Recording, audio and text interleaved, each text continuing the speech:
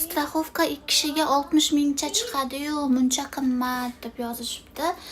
Menda 3 xil straxovka bor. Bilmayman qanaqa turdagi u straxovkalar. Qaynonam aytishi bo'yicha menda 3 xili bor ekan. 4 xili straxovkasi bor. O'g'limniki 3 xil bor. Jami bo'lib 7 ta straxovkaga hozir pul to'lanyapti-da. Koreyada har xil straxovkalar bor ekan-ku. Bismillah.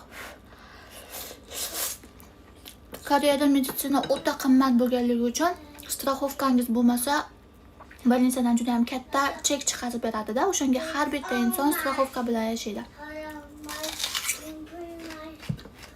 O'shanga straxovka bo'lgani yaxshi.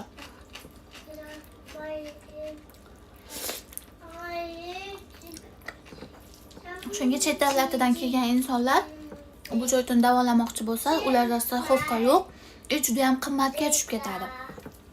Menda arzon-arzonga tushgan, masalan, uzilarga, iqqatligimda uzilarga borganimda 7000 won bo'lardi. Bu где-то 50 ming, 60 ming degani so'mda.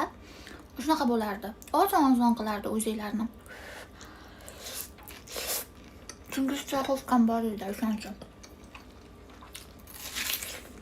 Bizda hozir jami o'g'lim bilan ikkalamizniki 7 ta straxovka. O'shanga sekin endi surishtiryapman. Ular qanaqa straxovkaligini.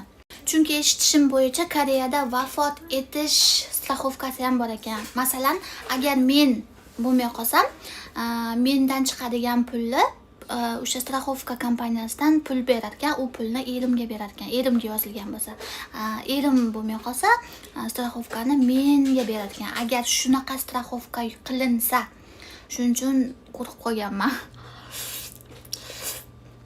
Shunda qaynonamdan menga qanaqa straxovkalar qo'yilganini sekin surishtiryapman. Nima qilasan? Kecha kuni o'tirib so'radi, bu 4 xil straxovkalarning nomi nima, u nimaga, qanaqa straxovka o'zi desam, men yaxshi bilmayman dedilar. Qanaqasiga bilmasligim mumkin. Men bilmayman, xolangdan so'ra dedilar.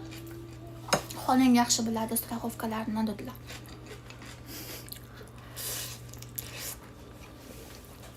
Meni qiziqishim bo'lmagani uchun men bilmayman straxovkalarni dedilar. Shuncha straxovkalar qaynonamni nomida turibdi. Qanaqasiga bilmaydilar. Nimaga pul to'layotganini bilmaydilarmi? Shuning uchun bayda bitta gap bor. O'shanga surishtiryapman o'zi.